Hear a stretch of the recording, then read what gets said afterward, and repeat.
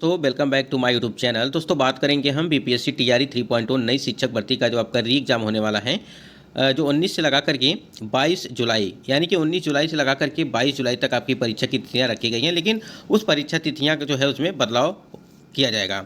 TRE 3 इतने number पर पास होगा, यानी कि यदि आप बीपीएससी टीआरई 3.0 में फॉर्म अप्लाई किए हैं तो न्यूनतम जो पासिंग मार्क्स है उसको जानिए। साथ ही साथ आपकी क्या कट ऑफ होने वाली है इस बार, उसको भी हम लोग आज इसके वीडियो के माध्यम से आपको बताने वाले हैं।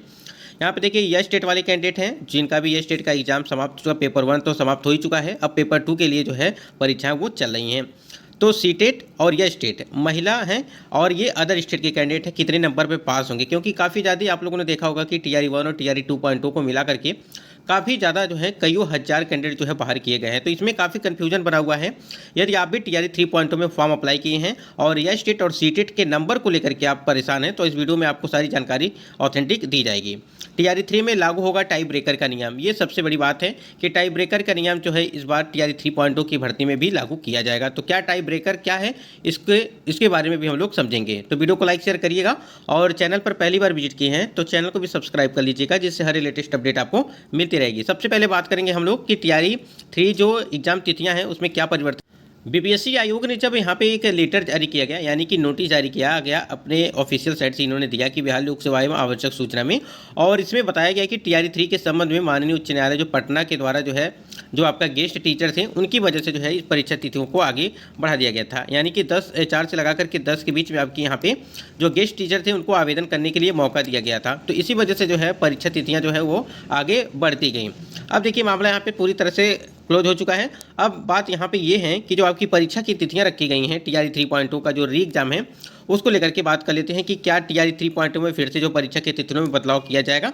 तो आप स्क्रीन पे खुद ही देख पा रहे होंगे कि उक्त संदर्भ में सभी अभ्यर्थियों को सूचित किया जाता है कि उक्त विज्ञापन की परीक्षा राज्य स्थित जिला मुख्यालय में दिनांक 19 से लगा करके, यानी कि 19 जुलाई से लगा करके 22 जुलाई तक आपकी परीक्षाओं का आयोजन वो किया जाएगा।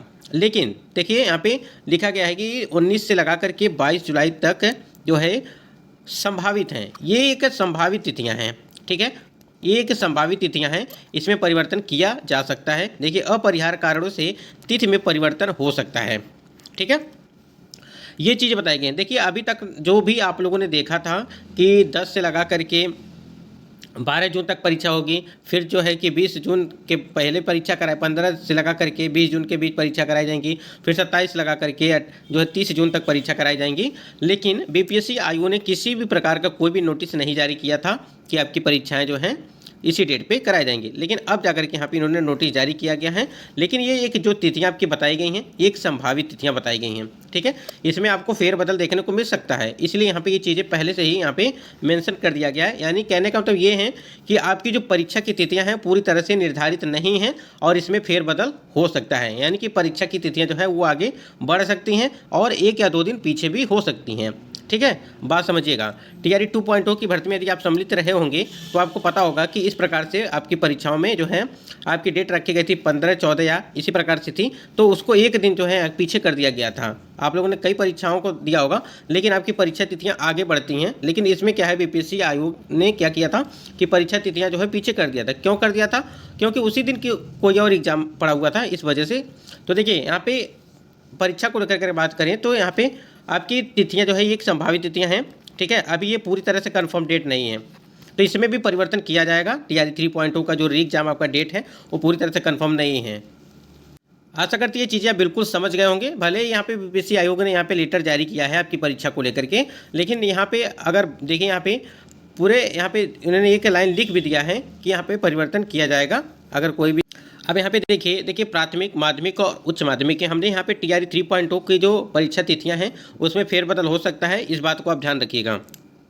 यहाँ पे हम लोग दूसरे नंबर पे बात करेंगे कि टीआरई 3 में कितने नंबर पे आप पास हो रहे हैं। जो न्यूनतम पासिंग मार्क्स है उसके अनुसार देखिए, आप लोग वीडियो पूरा देखते नहीं हैं और जो है बीच में कमेंट कर देते हैं, पूरा बात को समझिए। हम न्यूनतम पासिंग मार्क्स की बात कर रहे हैं, तो न्यूनतम पासिंग मार्क्स की हम बात कर रहे हैं। तो यहाँ पे देखिए अब आपको समझा देते हैं कि यहाँ पे जो चीज़ें हैं कैसे आप समझ पाएंगे। देखिए यहाँ पे देखिए आपका पेपर होगा 150 नंबर का, ठीक है, ये 150 नंबर का होगा जिसमें आपको 30 नंबर का भाषा अर्हता होगा, ठीक है। इस भाषा अर्हता से हमें कुछ लेना देना नहीं है क्योंकि इसमें जो है इसको जो है टीआरई 2.0 की भर्ती में जो हटा दिया गया था, इस वजह से इस पर कोई भी फोकस नहीं कर रहा है। लेकिन अभी हम बताएंगे कि आपको फोकस करना है या नहीं करना है। तो आपकी जो है मान लीजिए 150 का था, यहाँ पे 30 नंबर भाषा अर्था हो गया और 120 नंबर का, ठीक है, आपका कट ऑफ इसी पे बनेगा, यानी कि 120 पे ही आपकी कट ऑफ बनाई जाएगी, ठीक है। तो अगर यहाँ पे 120 अगर बात करें न्यूनतम जो पासिंग मार्क्स, अगर जनरल की बात करें, ठीक है, जनरल हो गया आपका, फिर बीसी हो गया 2, ईबीसी हो गया, एससी हो गया, एससी, एसटी, ठीक है, और ओमेन पीडब्ल्यूडी वाले हैं। तो सभी के लिए बता देते हैं। देखिए जनरल की अगर बात करें तो 40% रखा गया था और 36.5% रखा गया था, और यहीं पे अगर 34% रखा गया था, और यहाँ पे 32% रखा गया था। ये न्यूनतम पासिंग मार्क्स हैं। आपके कम से कम इतने नंबर आने चाहिए, तभी जा करके आप क्वालिफाई माने जाएंगे। अब यहाँ पे 120 में कितनी कट ऑफ जाती हैं वो तो पेपर होने के बाद ही आपको पता चलेगा कि आपके पेपर का लेवल कैसा था, किस प्रकार से था, वो सारी चीज़ें हम एक वीडियो में बात करेंगे और समझा देंगे उसके बारे में। लेकिन जो न्यूनतम पासिंग मार्क्स हैं उसको आप समझ लीजिए। यहाँ पे देखिए अगर 40% बात करें जनरल के लिए, ठीक है, तो यहाँ पे आपके 48 नंबर होने चाहिए, ठीक है, यानी कि 150 की बात कर रहे हैं, नहीं, यहाँ पे ध्यान दीजिएगा, 120 में आपके जो है 48 नंबर होने चाहिए, तब जाकर के आप क्वालिफाई माने जाएंगे, ठीक है। अगर BC2 की बात करें तो BC2 में जो है 36.5% ये आपका नंबर है, ये परसेंटेज है। और इसमें अगर बात करें हम यहाँ पे 44 नंबर आप मान के चलिए, अगर आपके 120 में 44 है तो आप पास हैं। EBC की बात करें अगर यहीं पे, तो EBC के लिए जो परसेंटेज रखा गया है, पासिंग नंबर जो न्यूनतम पासिंग मार्क्स रखा गया है वो आपका 41 रखा गया है, ठीक है। ये पॉइंट्स में आएंगे, लेकिन हम इसको जो है पूरे कर दे रहे हैं कि दिक्कत ना हो आपको। 34 यहाँ पे 34% रखा गया है, तो यानी कि 41 नंबर आपके होने चाहिए जो 120 में, तब जाकर यहाँ पे क्वालिफाई माने जाएंगे। उसके बाद SC ST की बात करें तो 32% रखा गया था, तो 32% का मतलब हो गया आपका 38 दशमलव कुछ होगा 4, ठीक है। तो यहाँ पे आप 39 मान के इसको चलिए, ठीक है, यानी कि 39 नंबर। यहाँ तक आप बिल्कुल समझ गए होंगे कि क्या चीज़ें हैं। ये न्यूनतम पासिंग मार्क्स हैं, ध्यान दीजिएगा, ये न्यूनतम पासिंग मार्क्स हैं। अब आपके पेपर जो होगा वो कट ऑफ जो बन रहा है वो 120 पे तो बनेगा ही, लेकिन वो कितने बनाएंगे, 70 प्लस रहेगा या 85 प्लस रहेगा, वो तो पेपर होने के बाद ही सारी चीज़ें क्लियर हो पाएंगी। लेकिन जो भी होगा मतलब कि 75 से ऊपर ही आपकी कट ऑफ रहेगी, चाहे जो भी हो, ठीक है। आप लोगों ने टीआरई 2.2 की भर्ती में देखा ही होगा। और जब पेपर लीक होता है तो पेपर का जो लेवल होता है वो काफ़ी हाई होता है, यानी कि उस पेपर में जो है काफ़ी प्रश्न जो है काफ़ी कठिन आपको देखने को मिलेंगे इस बार।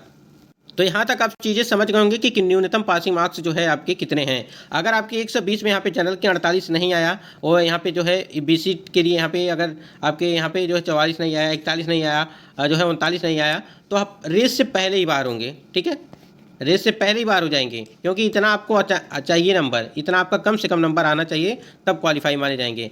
आप इससे ऊपर कितना लेते हैं वो आप पे डिपेंड करेगा। फिर देखिए यहाँ तक टीआरई 3 नंबर के लिए बात कर लिया हमने। अब यह स्टेट और सीटेट महिला जो अदर स्टेट के कैंडिडेट हैं उनको कितना नंबर चाहिए, यहाँ पे एक कन्फ्यूजन बना हुआ है यह स्टेट को लेकर के, सीटेट वाले लोगों को लेकर के। जो सीटेट अदर स्टेट की महिलाएं हैं उनके लिए हम यहाँ पे बता देते हैं, आपको चीज़ें पूरा कंफर्म कर देते।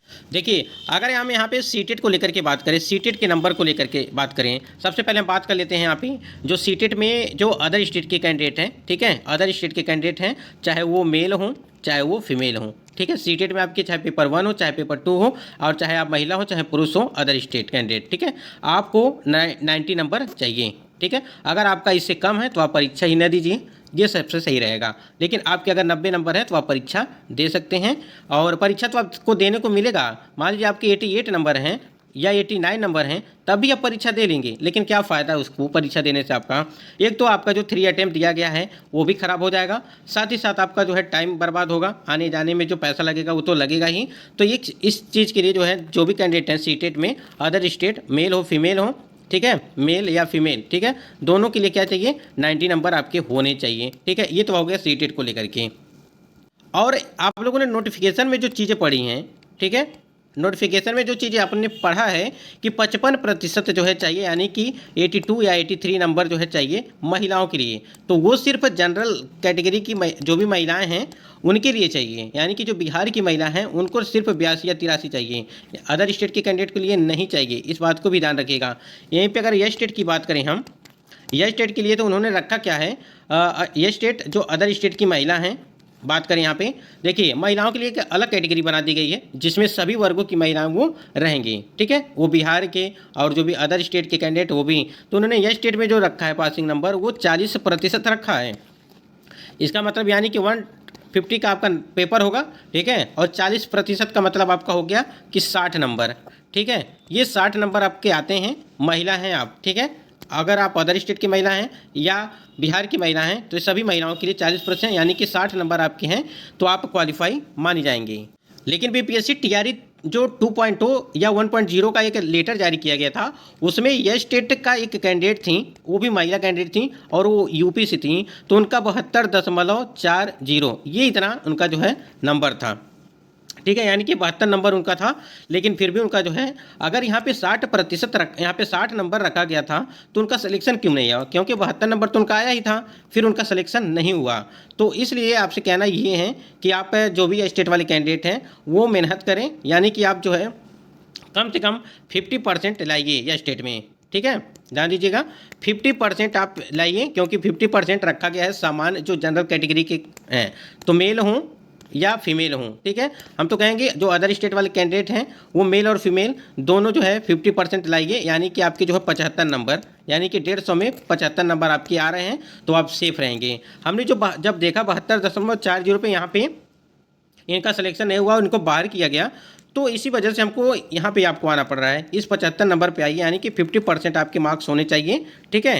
150 में जो है 50% होने चाहिए, यानी कि 75 नंबर आपके होने चाहिए। तो देखिए ऐसी गलती मत करिएगा जैसे सीटेट को लेकर के हुआ है काफ़ी ज़्यादा, जो कैंडिडेट महिला कैंडिडेट है अदर स्टेट की, तो इस चीज़ को तो यहाँ पे इसलिए हम आपको बता दे रहे हैं कि 40% तो रखा गया है या स्टेट में, लेकिन वो जो है 40% यानी कि 60 नंबर आपके आ रहे हैं तो आप पास हैं। लेकिन हमारे कहने से आप बात मानिए कि 72.4 नंबर हम आपको देखने के बाद भी जो अदर स्टेट के कैंडिडेट हैं इनका सिलेक्शन नहीं हुआ और इनको यह स्टेट में बाहर कर दिया गया टीआरई 2.0 से भर्ती से। अभी जल्दी नोटिस जारी किया गया है कल या परसों में, ठीक है। तो इस वजह से यहाँ पे आपको कम से कम 75 नंबर आप लाइए, जो है सेफ रहेंगे। जितना ही अच्छा नंबर लाएंगे आप सेफ रहेंगे।